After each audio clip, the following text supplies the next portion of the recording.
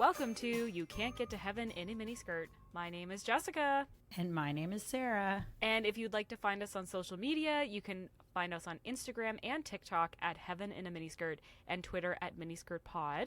And you can visit our website at heaveninaminiskirt.com.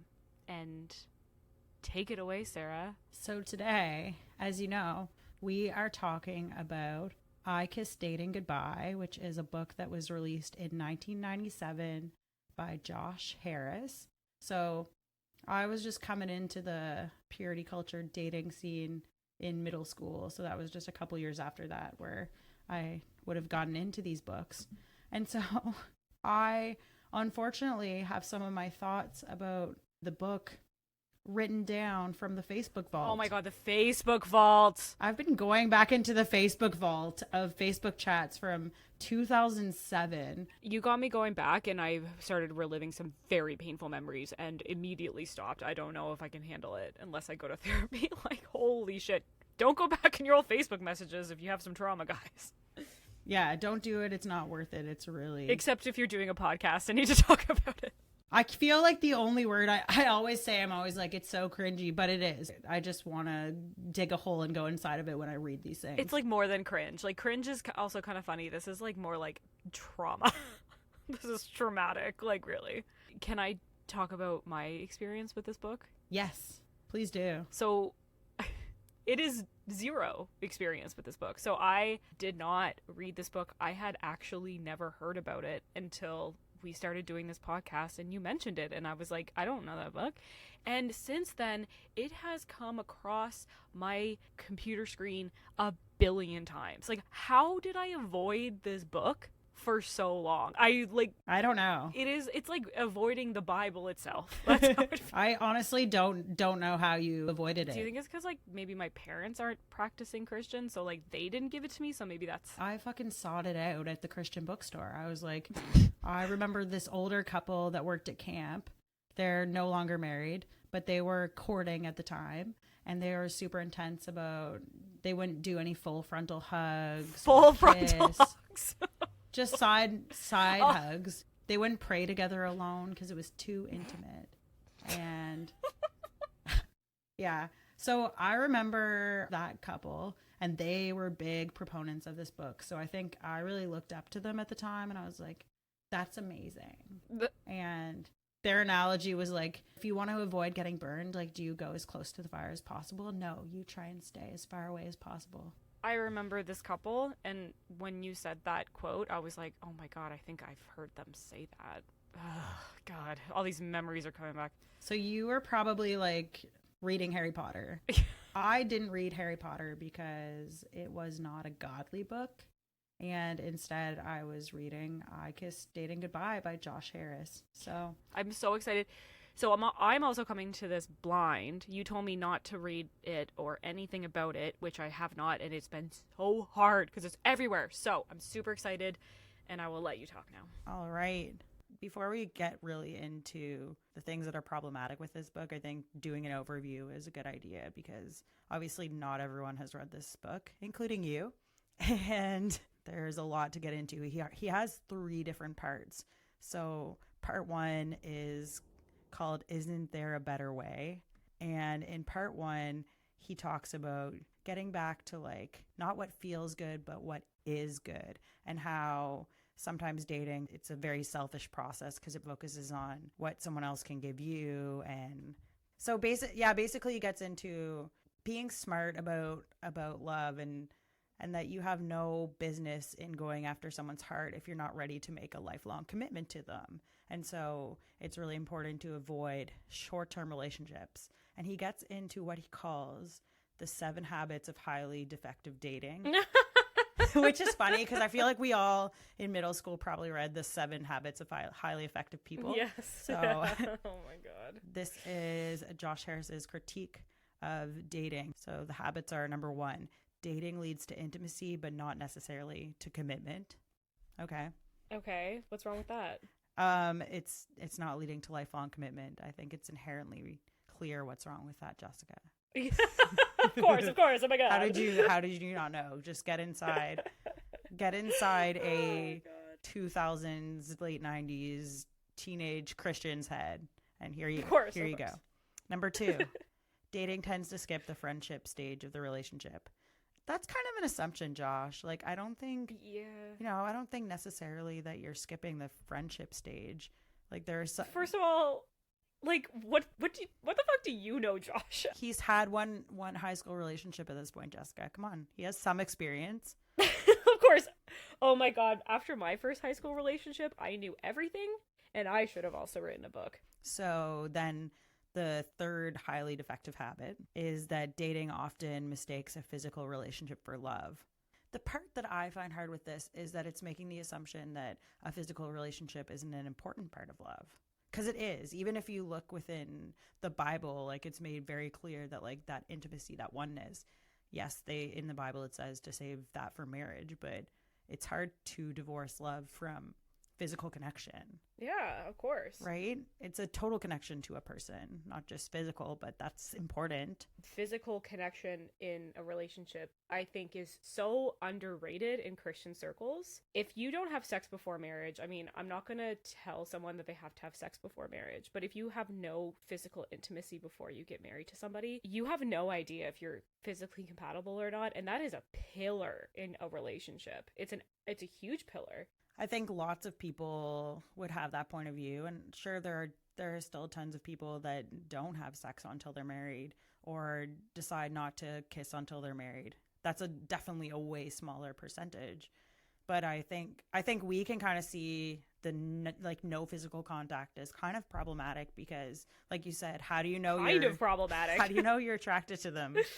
How do you know? How do you know? How do you know? Doesn't sound good. And having healthy physical intimacy is so important to a relationship. And it's not just sex, but it's all the other things like cuddling and making out, and like those things are all so essential. And if you don't even full frontal hug, then you're missing out a little bit. Just a little. I mean, sure, if you don't want to have actual intercourse before marriage, that is a personal choice that I can't really speak to, and I can't really get mad at anyone for. But yeah, there's other things you can do to make sure that you're at least a little bit physically compatible. Okay, number 4 is that dating often isolates a couple from other vital relationships. I would say it's not a healthy relationship if you're codependent, cutting off everyone else. Yeah. Yeah, if you're codependent. Don't be in a codependent relationship. Like, okay. Oh my God. Well, yeah. Okay, Josh, you don't know anything. You're 20 years old. You've probably only been in a codependent relationship. Like, you don't know the difference. Yeah. I'd say, you know what? I'm guessing that a lot of Christian relationships are very codependent.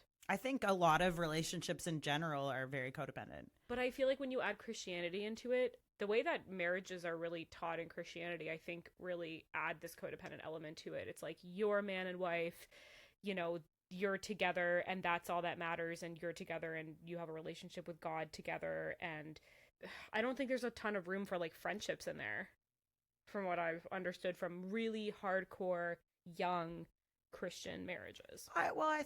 I don't think that there's not room for friendships, but I do think that it goes beyond just a marriage and partnership when your worldview is literally like marriage is a covenant that is showing the relationship between Christ and the church. Like that's a whole other level. Like it makes things a lot more intense. It makes people take it as very, very spiritual, I guess. Mm-hmm. And I think the roles that are prescribed to in some Christian circles, some interpretations of the Bible only kind of contribute to that. Yeah, if you're supposed to be home obeying your husband, and if you're supposed to be a housewife, literally only in the house to make your husband's life easier, which is what some people do believe, then as a wife, you're not going to be able to like go with your girlfriends or even have guy friends, which sometimes having friends of the opposite sex is very healthy and normal.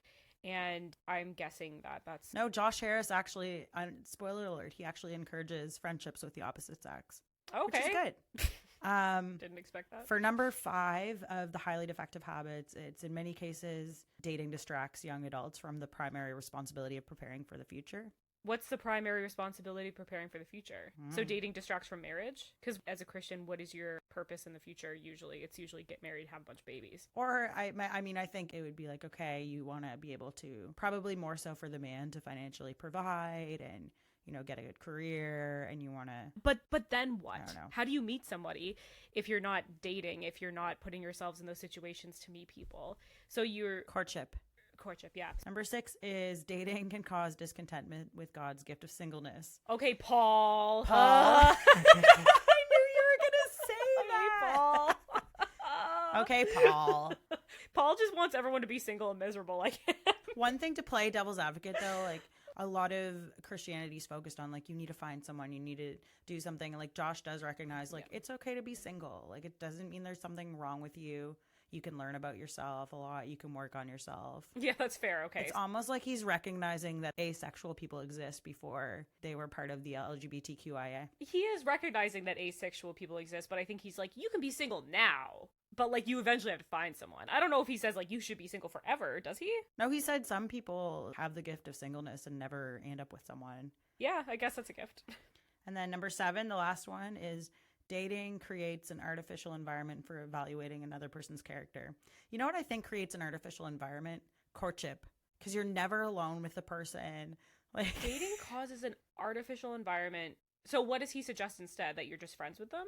well, it's great that you asked. Okay, because I don't know what else you would do besides courtship. He suggests 5 new attitude changes to help you avoid defective dating. Oh my god. Number 1 right. is every relationship is an opportunity to model Christ's love.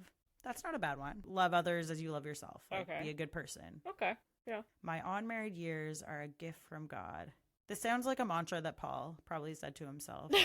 That's his mantra. That's all Paul says to himself. Yeah. And then number 3, intimacy is the reward of commitment. I don't need to pursue a romantic relationship before I'm ready for marriage. Intimacy. So, okay. So sex is the reward, is what he's saying.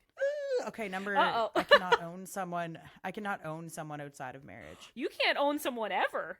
That's called slavery, Josh. Well, there's in the Bible, there's a verse that says the man gives the authority of his body over to his wife, and the wife gives the authority of her body over to the man. It's that whole, like, the whole oneness, right? Yeah, like, okay, I hate that so much, but I understand that, like, you should be vulnerable when you have sex with your partner and be giving and receiving and all that, but my god, nobody owns my body. Like, that's my body, and you should respect that. Oh, I don't like that. And I feel like we could literally do an episode on each chapter because there's so much to unpack in this book. We could, actually. And then number 5. This is more than I expected, to be honest. Number 5 is I will avoid situations that could compromise the purity of my body or mind. Okay, so wow, that could be a lot of situations. Yeah. You don't even know. That's also just like gazing upon women. Can you walk through the mall? Like, Can you? Yeah. Can you go in the youth van without seeing a woman on the street? And bop. then everyone goes bop. Bop. Bop. Yeah, you have to listen to our previous episode to understand that inside joke. So that's part 1. Wow. Okay. And then part 2 really gets into, okay, what is the main thing here? What is love? What are we focusing on? And so it gets into, like 1 Corinthians 13, like love is patient, love is kind, and breaking down all of the ways that we can be loving, which is good.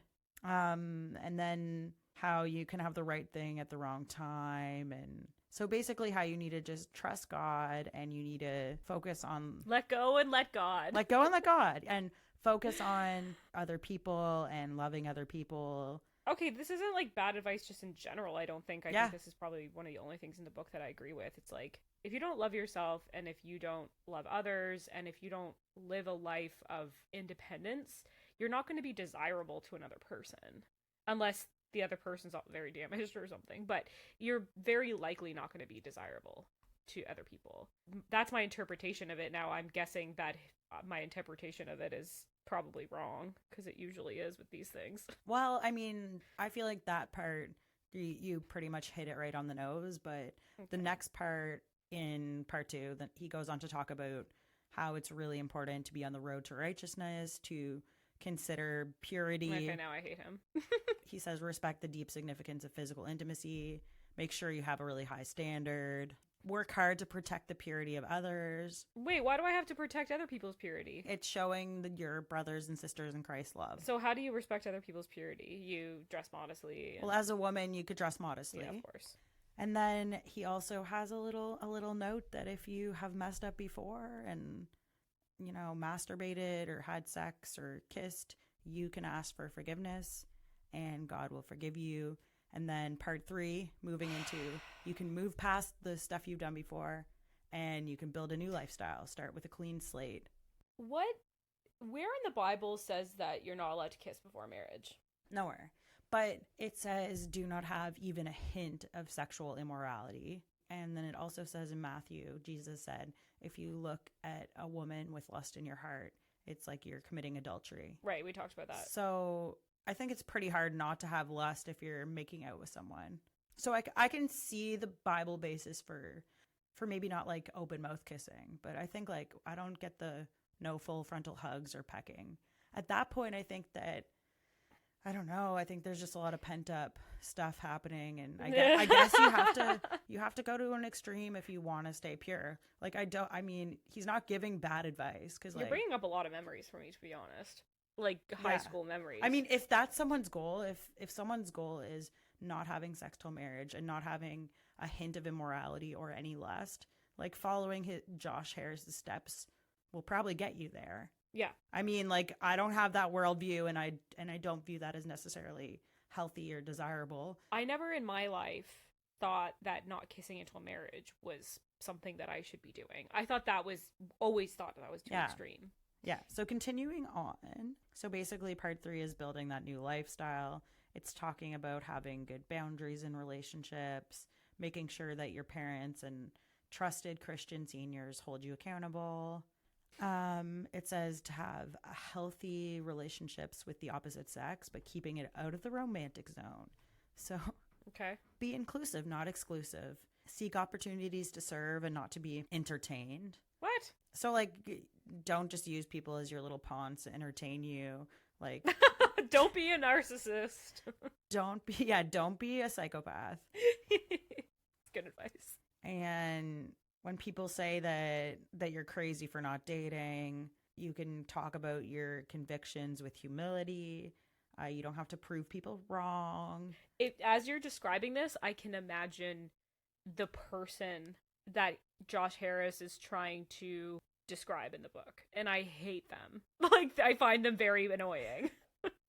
Well, I think that's why when Josh Harris went back and looked at all this after having some more life experience and hearing how this impacted other people, I think once he was a little more moderate, he apologized to people, because he was like, this was very legalistic. And then part 4 is making time for your singleness, making sure that you're ready for marriage, making sure that you consider like how a person relates to God, how they relate to others. Do they have personal discipline?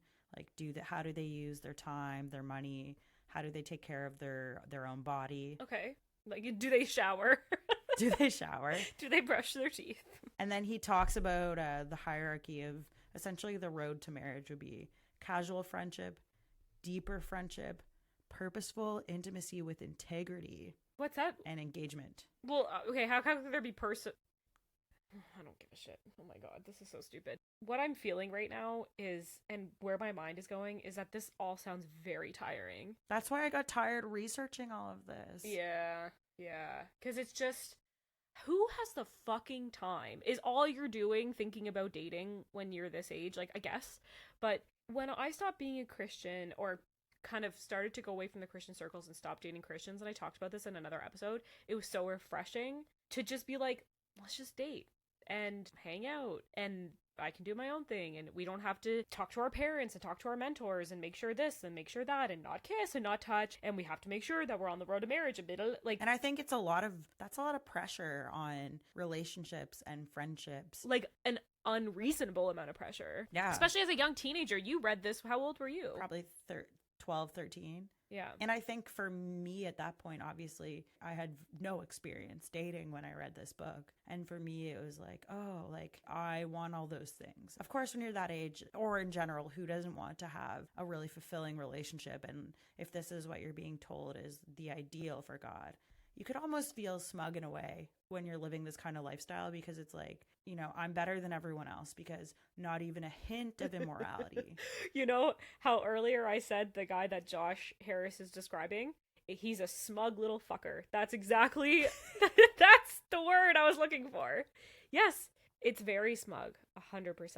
So that's kind of like the overview of the book. He kind of ends the book with saying, like, hopefully someday I will have a love story I'm proud to tell, and, like, you know, you can continue to write your story.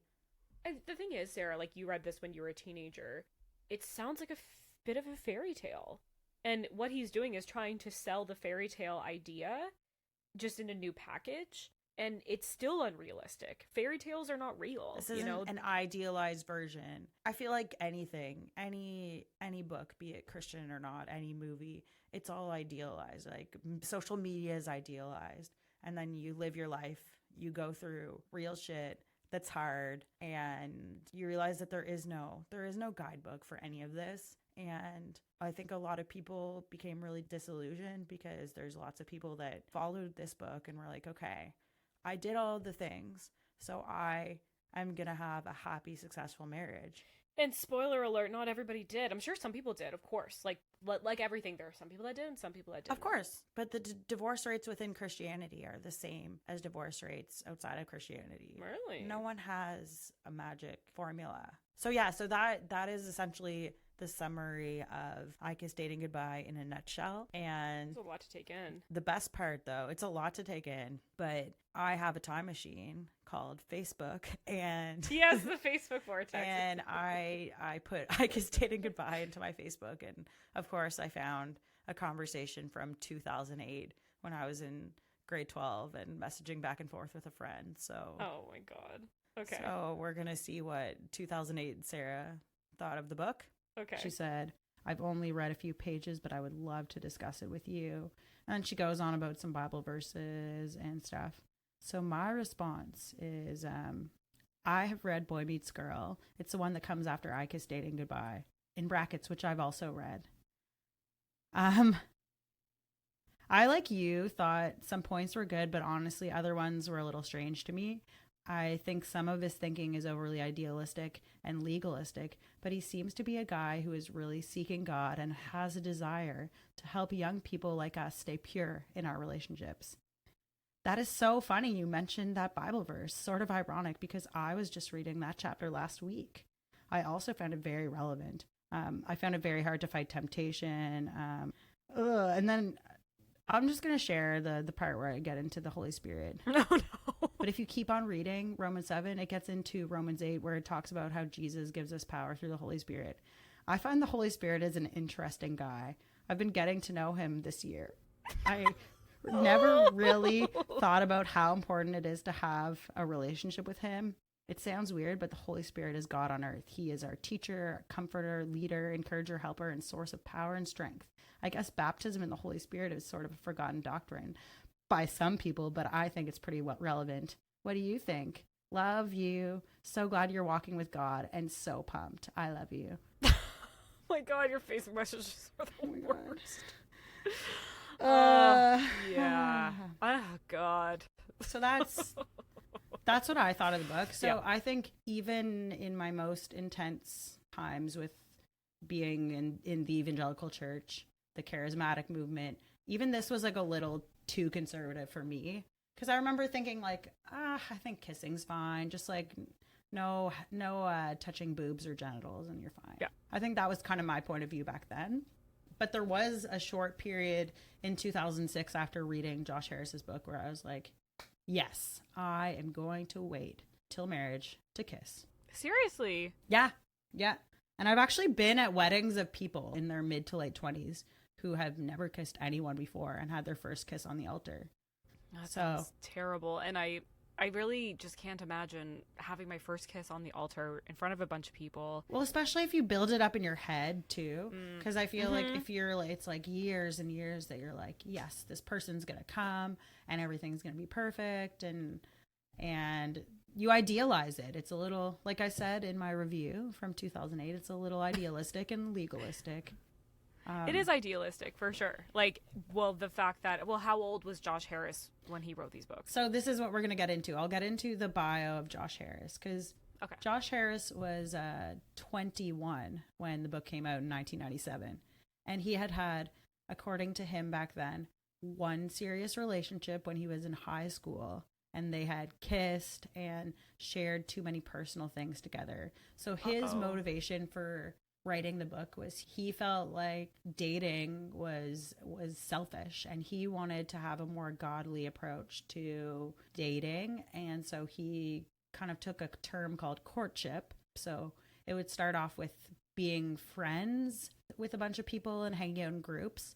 And then if you were interested in a particular woman, as the man, you would go and talk to her father and say that you wanted to court her with the intention of getting married. And if her father was okay with it, then he would bring it up to her. And then... What? Yeah. Oh, no. It wouldn't even like... Oh, that makes the woman seem like a piece of property. I don't like that. No, they'd all have a discussion together. It advocates in the book, preferably for like Christian mentors and like both sets of parents, if they're Christian, to all be there. And that's how you get to know each other in kind of the group context. And then you can go on some group dates, but it's not recommended that you hang out one-on-one. And it's really interesting because he does develop this system that he's advocating for, courtship. But then he also goes into telling a lot of stories about, you know, women, that how awful it was when someone didn't save themselves for their husband, how much guilt they had, how dirty they felt. So there's a thematic analysis of the book, and it's Nobody Wants to Date a Whore, Rape Supportive Messages in Women-Directed Christian Dating Books. And it's from the journal Sexuality and Culture. And it's by Klement and Brad in 2017. And so they discuss how in Josh Harris's book, he tells the story of a girl named Jessica who is a naive virgin, and she wants to save her virginity for marriage, but she always, quote unquote, from the book, places herself in compromising situations with her older boyfriend. And they say that men have strong sex drives that cannot be thwarted. So it's women, again, it's that theme. Like if you look back at our Purity Ring episode, it's that theme of, okay, women are responsible not only for their own actions, but also for how they dress, because men cannot control themselves. And he talks about, like, in his book, Josh Harris, it almost implies that ownership of men over women. Like, he says that men should be the one to make the first move. And he's like, please don't misunderstand this as a chauvinistic attitude. Men were not to lord it over girls. That's the exact opposite of Christ-like servanthood. Husbands must show their wives. But the Bible clearly defines the importance of a man's spiritual leadership in marriage. So headship and submission all over again. Wow, good thing we did all those episodes before we did this, because I feel like all the themes are really popping back up right now. Yeah, and I was trying to find media of Josh Harris from way back to try and see if I could find a video or something. And then I found out that he had been on Bill Maher with it's super random, with another like Christian woman named Christine, and then Ben Affleck. So he's on. So he's like. So I really wanted to see this video because I was watching a TED Talk, I think, that Josh Harris does, and he mentioned that he was on Bill Maher with Ben Affleck, and I was like, I need to find this. So if anyone on the internet can find this video, please send it to us.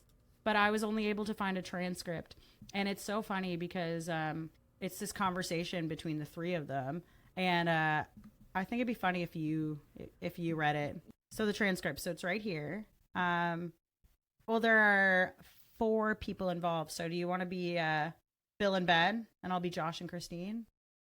Okay, so I'll start with Bill. So Bill starts and he says, for example, a woman can help by refusing to wear clothing designed to attract attention to her body. So the context of this is that they were talking about quotes from the book, and Bill Maher clearly didn't agree with the book, and he's like, oh, this is a quote from your book about a woman not using the designer clothing. And then Joshua was like, of all the quotes, you would find that one. Ben Affleck. I can't believe I'm saying this. Ben Affleck says, do you think those are provocative clothes that this woman is wearing, or not provocative? And then I think he's pointing to Christine as he says that. Yeah, he points to Christine. He obviously shows her a photo. Again, I wish I could see the photo. Yeah. And Christine says, way to put me on the spot, and laughs. And then it says laughter. Ha ha ha. Yeah. And then wait a minute, laughter and applause. I finally take a risk and wear something flashy. Oh, so he's pointing to Christine saying that she's wearing provocative clothes. Ben is slut shaming, by the way. And then Ben Yeah. Affleck says, that's very sassy. And then Joshua says, a lot of girls today want to get guys' attention, and so they dress that way. But my perspective is that I want to guard my eyes. I don't want to be encouraging lust in my own heart. And so that's why I say that if girls dress more modestly, it helps out a guy who's trying to think that way. Interesting.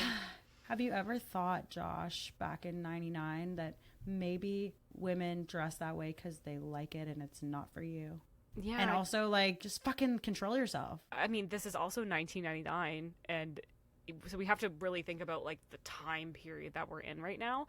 But what Ben Affleck is saying and what Bill Maher is saying is actually pretty progressive and nice, and being like, how does the way that a woman dress, like, it has nothing to do with you. She gets up and she gets dressed because she wants to wear that shit, not because she's thinking about you when she walks out the door. That's kind of what I'm getting from that. Yeah, and I mean, we'll include the link to that transcript in the show notes. So if anyone's interested, you can read more to get the context. So it's really interesting because he went from being like, Josh Harris was this child that had grown up in a like homeschooling environment, but he really didn't have a whole lot of life experience aside from being homeschooled and going to church before leaving his home.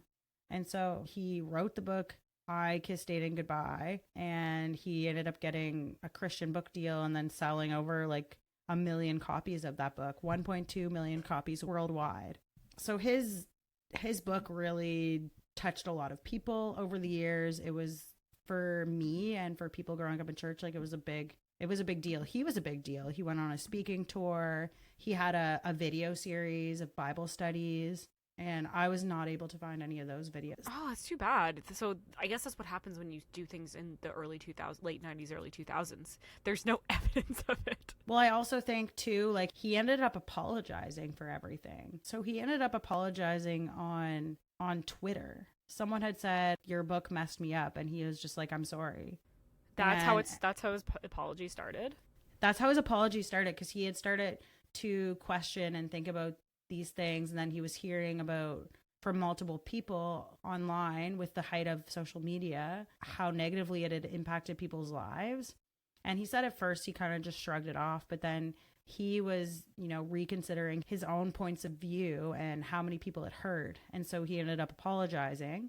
And then in 2018, he actually asked the former publisher to discontinue the publication. So there are no more books. But you wouldn't be able to buy this book? Well, if you wanted to. I'm sure you could find it, but I mean, you can still find it, but it says there were no more follow-up books to be reprinted once the current stock had been depleted. So I'm sure you can still find it, but maybe it's secondhand copies. So it's no longer being published anymore. Whoa. Okay, so then he just kind of had this come to Jesus moment and was like, oh, so what year was this? This was back in 2016 initially, where he apologized, and then 2018, where he asked for the book to be discontinued in its publication. Wow, so very recent. Yeah, so very recent. From what I understand of my very limited knowledge is that he also made a documentary. Yes, so that's what I was getting to next. So he went to grad school in 2015 at Regent College in Vancouver, BC. And though it was a Christian college, I think it was more liberal in some ways because it really opened up his eyes and had him question some of his former beliefs and how he had been so legalistic. And that's what had kind of prompted him to apologize. And then there was someone that he had met as a fellow student at Regent College. And with him, they made the movie I Survived, I Kissed Dating Goodbye. And it's where he spoke to people and discussed, criticisms of the book and apologized. But then it gets more interesting. So in 2019, he announced that him and his wife were separating and that he was no longer a Christian, no longer identified as a Christian. Oh, I didn't know that part. Yeah. And so with that announcement, he actually got cut from his documentary film. He lost a distributor because it had such a negative reaction from the Christian market. Because if you think about it, this guy was a pillar in 2000s purity culture. He was a super famous figure within evangelical and charismatic circles. So, have you watched I Survive, I Kissed Dating Goodbye? Yeah. Okay, so this is predominantly a Christian-focused documentary. Yeah, talking about how his book was too legalistic and how dating could be a good thing to learn about yourself. It didn't need to be selfish. Dating could still be godly. Oh, okay. Because I was like, which way is this documentary skewing? So if obviously if you got kicked off this documentary, it wasn't a secular documentary to begin with. No, it was a Christian documentary. No. And there was actually Christianity Today did a podcast series about Josh Harris, and it's interesting. They're like, we don't even think he knows himself.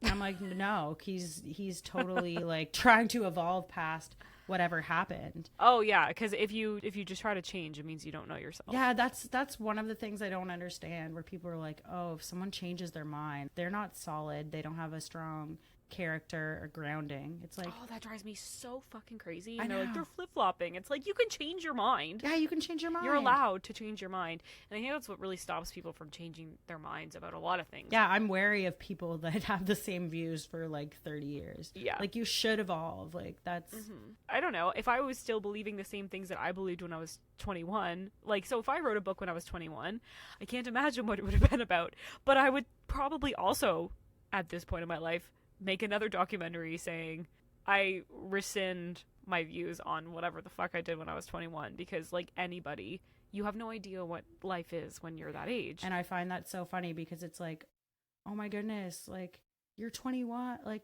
that. And he's talking about dating and marriage. Like, who gave this guy a fucking book deal? That's who we should be doing the podcast about. This idiot who gave this guy a book deal. But people ate it up. People loved it, right? And he was just this naive kid who had been homeschooled his whole life, and he didn't have a lot of exposure to a lot of things, just like most people don't when they're 21. Yeah, I just can't imagine, because obviously, like, we laugh and look back at things that we did at that age. Thank God I didn't write a book about it. Yeah, thank God 1 million plus people weren't reading my thoughts and actually thinking they were good ideas. Yeah. Oh my God. Oh yeah, exactly, right? Thinking that they were good ideas. So... But you mentioned that he went on and said he's not a Christian. And if you go on his Instagram now, which is the only really thing I know about him because I haven't read the books. If you go on his Instagram now, he's like a normal guy. And if you go to his comment section, it's literally just people being like, fuck you, you ruined my life, fuck you. And it's really sad. I think he's a normal, nice guy, like, who did something stupid when he was young. Yeah. I thought we could hear from him. I have a short clip of him talking about his experience in renouncing Christianity. Before you do, we should say also that we did ask him early on if he would ever want to be on a podcast, and he was really gracious, but said no. Like, he's moved past that, so understandably so. So he's probably not going to be going on any podcast to talk about it. Yeah. And I think he already has. I think that's a thing. Yeah. And now he has his own podcast called Clear and Loud, where he has a lot of different thinkers on, has conversations. So he's a cool guy. He's trying to move past this. I feel bad that his comment sections, and he's probably just being harassed all the time to talk about this. So I respect him not wanting to come on and reinvent the wheel, because he's already put a lot out there. And so I thought that I would share this short video. As a very young man, you wrote a book that sold 1 million copies. Yeah, it was called I Kissed Dating Goodbye, and that got a lot of attention because it was a radical idea. We shouldn't just not have sex, we should stop dating, because dating is leading to us making these mistakes. So the first time you kissed your wife was? At the altar, yeah. I got married about 1.5 years after that book was released, and then dove into being a pastor and pastored a church for 17 years. I was a pastor there. And then this summer you went on Instagram and said essentially, I don't believe. By all the measurements that I have for defining a Christian, I'm not a Christian. What do you mean by that? I was really just trying to be honest about the fact that all the ways that I had defined faith and Christianity, that I was no longer choosing to live according to those. Most significantly, the decision that my wife and I made to end our marriage. Some people were angry. A lot of people were angry, understandably. Why understandably? Because I was a leader and a spokesman, and I called people to live in very particular ways, to sacrifice in very particular ways. And so for me to change in my thinking feels like a betrayal to them. You know, Mike, as a pastor, I excommunicated people. If you're not living according to the teaching of the Bible and you're living in unrepentant sin, then you have to be put out of the church. And I think I came to a point of recognizing, you know what, I'm not living according to this. And I held other people to this standard and, you know, I excommunicated myself, essentially. I know people who think that you messed up their life, that they're married to the wrong person because of you. Yeah. You know, I apologized for it. I unpublished the books. I pulled the books off the market, but you can't give people, you know, years of their life. Do you feel guilty? How do you feel when people say you caused me great harm? Well, it was a long process for me. I started seeing that the book really had misled a lot of people. Oh my God. That was so heavy. I know we've talked about I Kissed Dated Goodbye and the things that are problematic with that book, but I honestly have so much respect for Josh Harris because it takes a lot of guts to leave the church. And honestly, for me, coming out as not a Christian was harder than coming out as queer. Yeah. Wow. Oh my God. Sorry, I'm just like, I'm a little leading up to now. I like I said, I did not look into him at all. All I knew that is that he was getting a lot of negative comments on his Instagram. And for somebody to put themselves out there like he did and just be like, yep, I left. I look at all these horrible things I've done and people tell me that I ruined their lives and like, what can I even do? Like, it's horrible what I've done. And like, what do you expect from him? I know that like if your life has been ruined or you think your life has been ruined by Josh Harris, you want him to repent in all of these ways, but like what else can he do? He unpublished his book. He came out and said that it was not right. Like he can't go back in time. You can see that he's humbly apologizing. And he's apologized to everyone. Yeah. Like he's apologized to the LGBTQ community. Oh, really? Okay. He's apologized for, as a pastor, there were cases of sexual abuse within his church. No. And he didn't go to the police and they dealt with it internally. And he's apologized for just feeling awful with a lot of the decisions he made. I think at the time he felt like he was doing the right thing. Like, I think he's a human with a lot of integrity, and I think he really believed those things, and he was just a product. Christian or not, you don't see a lot of people apologizing for their mistakes, especially publicly and sincerely. Like, so for example, you know, if a celebrity does something stupid and their publicist tells them to apologize, you always feel like those are really phony apologies, but you can tell that he is like, he doesn't have a publicist. Like, he's just a dude. He's not like, I'm taking time to reflect and do better and do education. Yeah, no.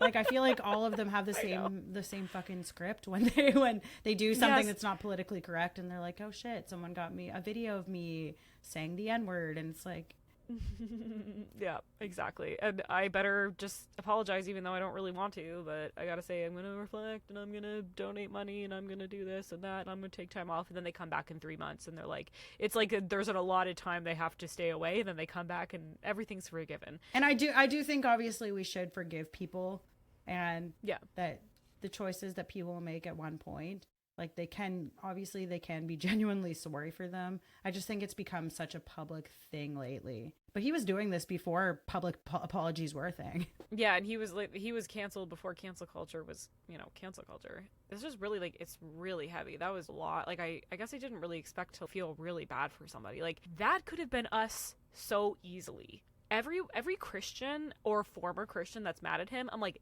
you could have been him so fucking easily. You could have written this book and then rescinded the book and then been hated. Like, you need to have a little empathy because you would have done the fucking same thing. Yeah. You would have. And we ate that up, right? And there's a lot of, like, that I've been reading online. And one thing that's interesting is, like, where were all the middle-aged Christians being like, no, like, don't listen to this 21-year-old. He doesn't know. But I feel like at the time, it's like that was when the purity movement was in its heyday. And I'm sure even non-religious parents are like, oh, you're not going to, make out with your boyfriend. You're not going to be sneaking around doing shit. Yeah, whatever it takes. I could see that.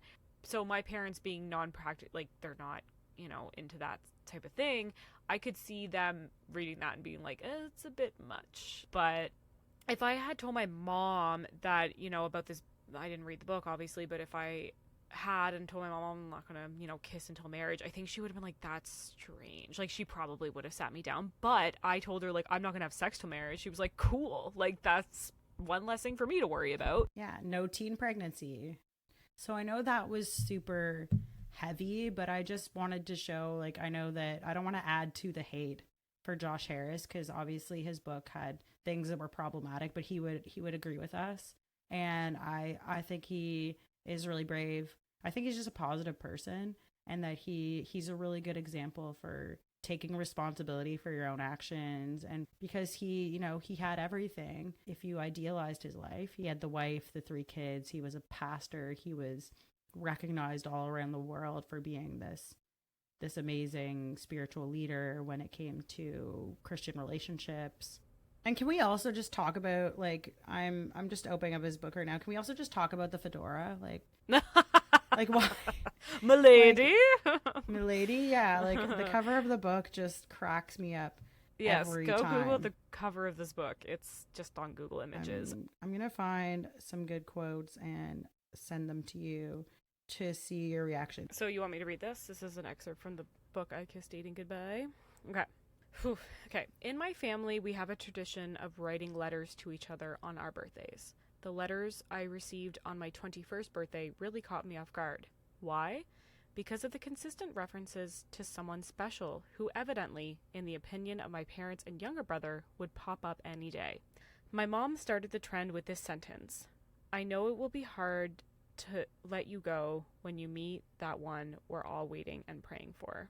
Yo, okay. So when he's 21, her letter to him is about his future spouse that she has been waiting for and praying for. I feel like that's weird. So what's the obsession with finding a spouse for your child? But it's the one. The one. Yeah. And so this obsession with the one, and there's so much pressure put on those young Christian relationships, because it's like, okay, this is courtship, we've all decided, we all think this is a good idea, your parents, your godly mentors, and this is the person that we've been praying for since you were born. What about having a spouse makes you more worthy than somebody else? Right. It's put on a pedestal.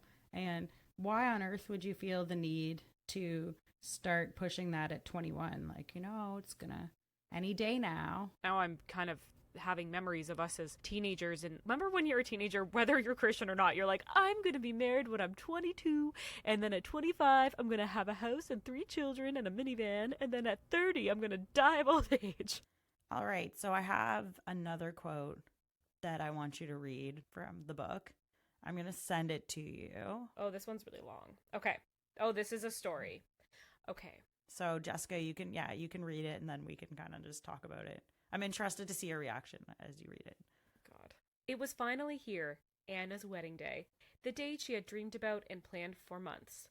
The small, picturesque church was crowded with friends and family. Sunlight poured through the stained glass windows, and the gentle music of a string quartet filled the air. Anna walked down the aisle toward David. Joy surged within her. This was the moment for which she had waited so long. He gently took her hand, and they turned toward the altar. But as the minister began to lead Anna and David through their vows, the unthinkable happened. A girl stood up in the middle of the congregation and walked to the altar and took David's other hand. Another girl approached and stood next to the first, followed by another.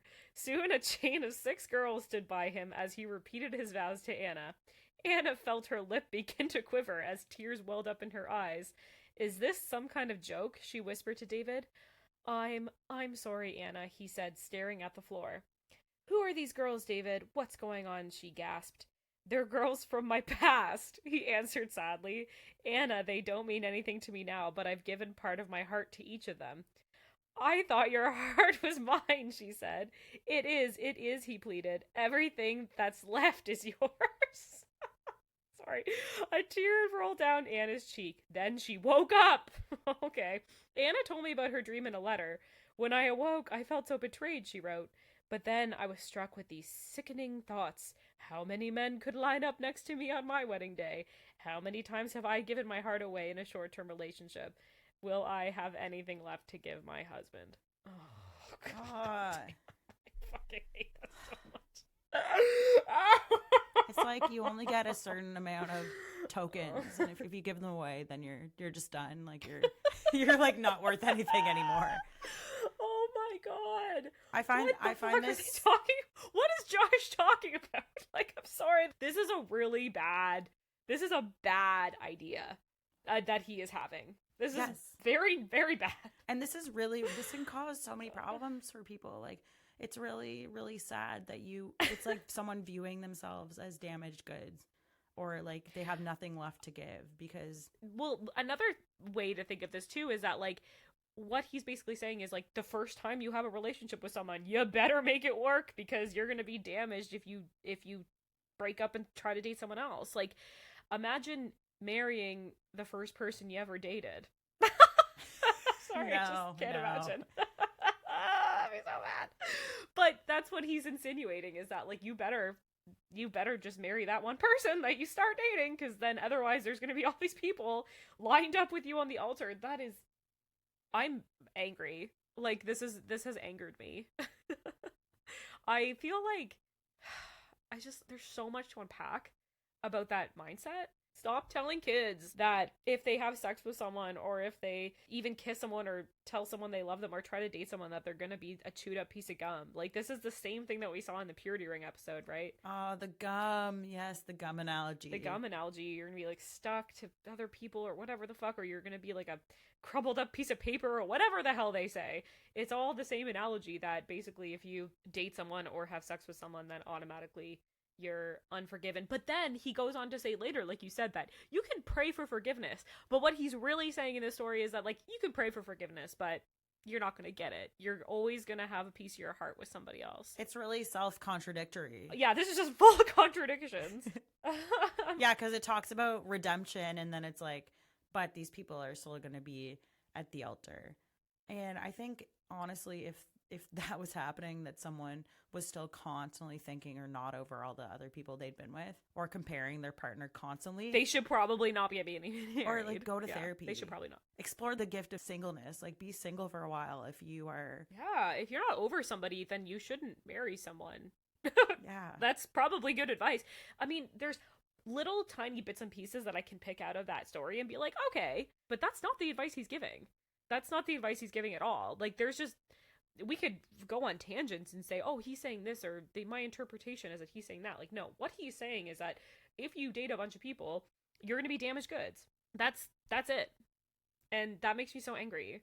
Oh, I'd be so mad if someone taught this to my child. Oh, I'd be so mad.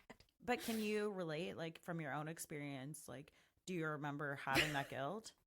Obviously. Oh, I thought you were going to say because you dated so many people. Is your part of your heart still with all those guys? Because you're a slut. I'm just joking. I'm just joking. Such a big slut. Did I have that guilt? Oh. Yeah, because you dated a guy in grade 7. No, you dated a guy in grade 8. You dated a couple guys in grade 9. Oh my God, I forgot about that. Yeah, I never cared about this. And then you dated someone for grade 10 and 11. Oh my God. Define dating in grade 7. You full frontal hugged, okay? God, he'd be at the altar. Oh, that's so good. I'm just joking. I just can't. I totally dated my parents were like, whatever. Like, I wasn't doing anything. It just makes me laugh that I was obsessed with having a boyfriend. But then I would, like, dump them because I was like, I'm bored of you now. I want to go hang out with my friends. I did that all the time. I was like, I don't want to. I was such a bitch. It sounds like you were thinking about yourself and not serving.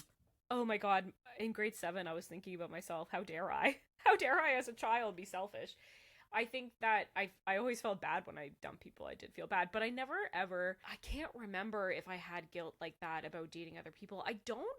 Nothing rings a bell. Now, I do have a lot of repressed memories. It might come up later, down the line as we continue to trigger ourselves constantly.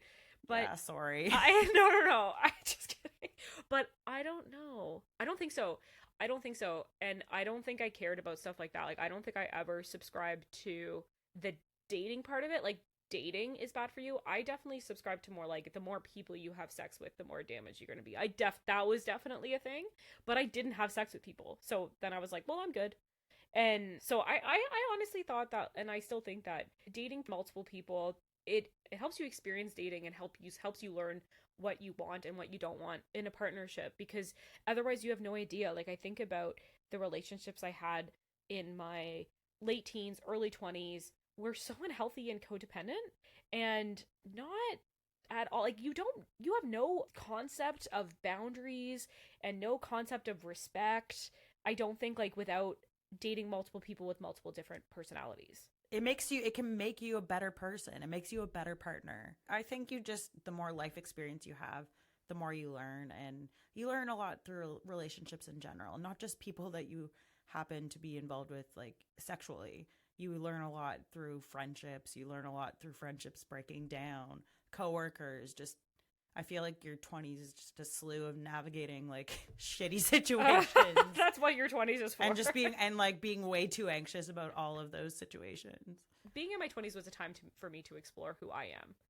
And then it allowed me to be a better partner. Well, I think to sum up, like, what we're trying to say is during your 20s, the brain doesn't stop developing till on average 25 for women and 28 for men. So there's so much going on, and you all of a sudden are given, like, all the rights and responsibilities of adults, but your brain is still developing and you're still figuring things out. So give yourself a little grace if you're in your early 20s. Yeah. Yeah, and I wish I would have known that. And I hear your 40s are even better. So funny that you say that, because today I've been just seeing all this stuff about 40s, and I'm like, I'm excited to be 40. I feel like I'm going to give even less of a fuck when I'm 40. Yeah, that's the thing. Like, in my 30s, my fucks have gone way down. Like, I don't care. And it's just going to be so much better in 10 years. Man, yeah, can't wait. My birthday's in, like, less than a month, and I'm going to be 32. So we're getting there.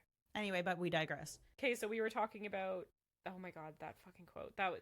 What I was just, like, mad when I read that. Do you want to hear what comes directly after that part? Oh, yes. Oh, no. To give you some context. Oh, I'm just going to be so much more mad, aren't I? And you stopped at, will I have anything left to give my husband? Yes, I stopped there. So this is Josh's take on the story. I often think of Anna's dream. The jarring image haunts me. There are girls from my past, too. What if they showed up on my wedding day? What would they say in the receiving line? Hello, Joshua. Those were some pretty lofty promises you made at the altar today. I hope you're better at keeping promises now than you were before. Well, don't you look nice in a tuxedo? And what a beautiful bride. Does she know about me? Have you told her all the sweet things you used to whisper in my ear? I'm sorry, but he's just assuming that none of these women are over him. Like, you know, people move on, Josh. Like, people, like, I have exes. I'm not going to show up on their wedding day and be like, you used to tell me that you liked me. Like, what are you talking about? No matter how intense your relationship was, people will move on. And you can move on too. You're allowed to move on and love somebody else. You can love multiple people in your life. That's kind of the beauty of dating. I really think that it can be, like, a very good experience to learn about who you are. And he's basically just telling you that you can't do that and not become a person. Yeah. I do not like this book. So we've covered a lot in this episode. Yeah, I'm upset. You're always sad. I feel bad. I'm sorry. You're going to be even more sad after the story, probably. Sorry. Oh, God. That's okay. But yeah, I feel like we have covered a lot of different things, and most people will come away with an idea of the book and the type of relationship advice that we were given when we were in the church circles. Yeah. So, but you're in luck, people, because it's not over. Josh Harris wrote many books. So the next one is Boy Meets Girls, Say Hello to Courtship. Yes, and I bought it. I did. You bought it. Wow. Yes. So I did, and I'm ready. I'm ready to buckle in and read it, and hopefully we'll be doing an episode on that book soon. We have a few episodes lined up before that are much more lighthearted and fun. I think we're going to go a little more lighthearted because we keep doing these, like, really triggering conversations that make us anxious. So we're going to have a little more fun in the next few episodes, and then we're going to come back and talk about courtship and just make everyone depressed again. So, but right now, you said that you have a story that's going to depress me, right? So here we go. Cue the music. Welcome to Story Time with Sarah. Sit back, relax, and enjoy a story from our favorite book, the Bible.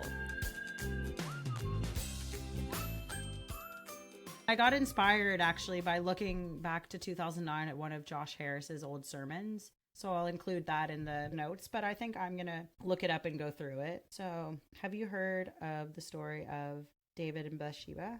No, I've never heard any Bible story, apparently. I don't know any of these stories that you're talking about. Like I said, the ADHD just it really caused me to not listen ever, which is probably good. Do you remember like King David? Like David and Goliath? No. No. Yes. Oh! Yes. Yeah, so he was, the same David. So this is from 2 Samuel 11, if anyone wants to follow along. I won't rap the verses of the Bible, but I can. What? You don't remember the Bible verse rap? Oh, I feel like you've talked about this with me. You know I don't know anything. I Genesis, didn't pay attention. Exodus, Leviticus, Numbers, Deuteronomy, Joshua, Judges. I'll tell you the truth about the book of Ruth. On to 1 and 2 Samuel. Here we are. 2 Samuel 11. Oh my goodness, that has opened up a new vault of memories that have just flooded out of me. Okay, go. All right. So 2 Samuel, and this is from the New International Version. So basically, David was hanging out. He was getting up from bed.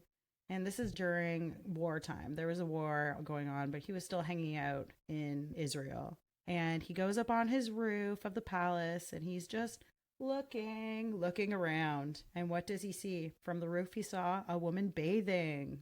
So he's being a fucking peeping Tom over here, just a pervert. Big old perv. And he saw that the woman was very beautiful. And he sent someone to find out about her. And the man said, "She is Bathsheba, the daughter of Eliam and the wife of Uriah the Hittite." Then David sent his messengers to get her. She came to him, and he slept with her. Okay. Now, she was purifying herself from her monthly uncleanness. So she was taking a post-period bath after a week of having her period. Okay. And so it should be known that, I hope the story doesn't make you sad again, but it should be known that most scholars agree that because of the authority, like, she probably would have had her life at risk if she said no. So essentially he was like, "I want that one," and they brought her. So essentially it was rape. So No, cool. Yeah. So he slept with her, and I figured it was probably not consensual. then she went back home, and she conceived and sent the word to David saying, "I'm pregnant." So David, his sexual assault of Bathsheba has now led to a pregnancy. And you know what David says? So David sent this word to Joab: "Send me Uriah the Hittite." And Joab sent him to David. When Uriah came to see him, David asked him how Joab was, how the soldiers were, and how the war was going. And then David said to Uriah, "Go down to your house and wash your feet." So Uriah left the palace, and a gift from the king was sent after him. So he's trying to get Uriah to come home to have sex with Bathsheba, so that he doesn't figure out that this is not like infidelity or adultery, so that he thinks it's his kid. So Uriah slept at the entrance to the palace with all of the masters and servants. He didn't go home because he was so dedicated to the country. And David's like, "Oh, why don't you just go home and eat, drink, get drunk, make love to your wife?" And then he said, "No, I'm not going to do that. I'm going to stay here." And then so David, he sent the letter to like the head of the army, and he said, "Put Uriah out front where the fighting is fiercest. Then withdraw from him so he will be struck down and die." So unfortunately, poor Uriah was put on the front line and killed. And then he got to marry Bathsheba. And then they had a baby, and God killed the baby because he was displeased. Oh my God. That was so expected when you said that. I'm like, oh my God. Well, no.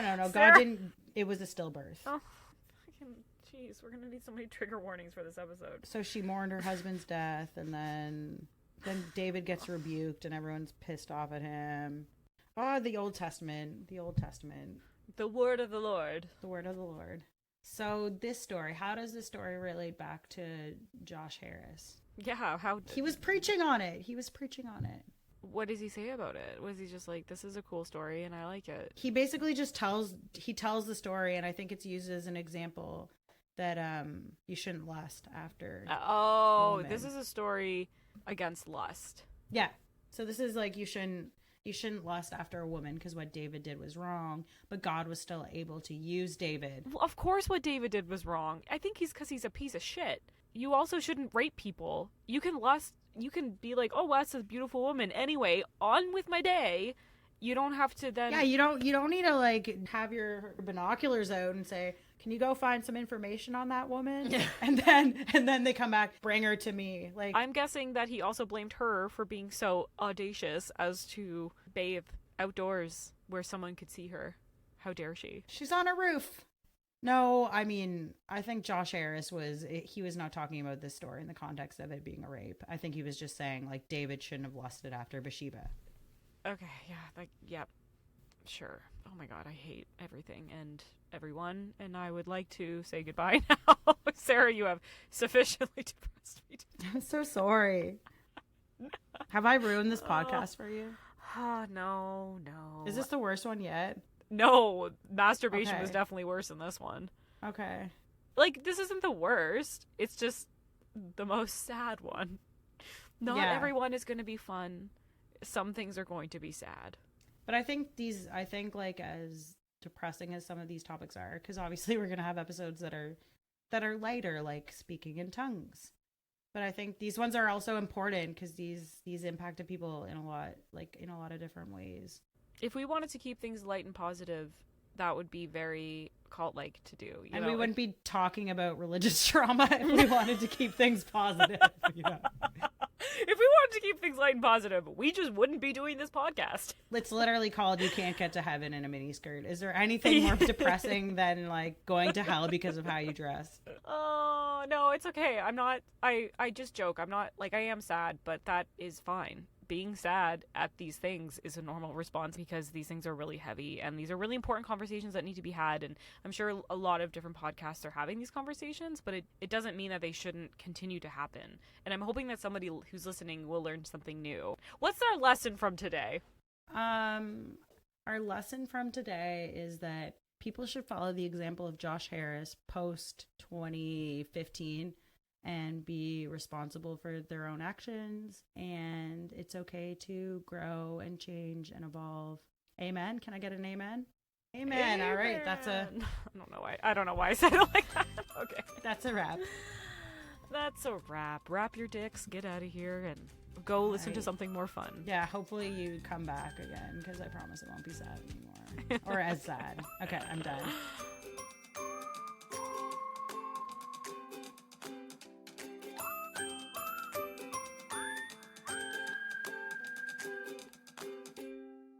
Oh, I was doing a stand-up set the other night, and somebody was talking about how he's in his early 20s, and he was like, I wasn't even alive during 9/11. I was like, oh no! I need to leave!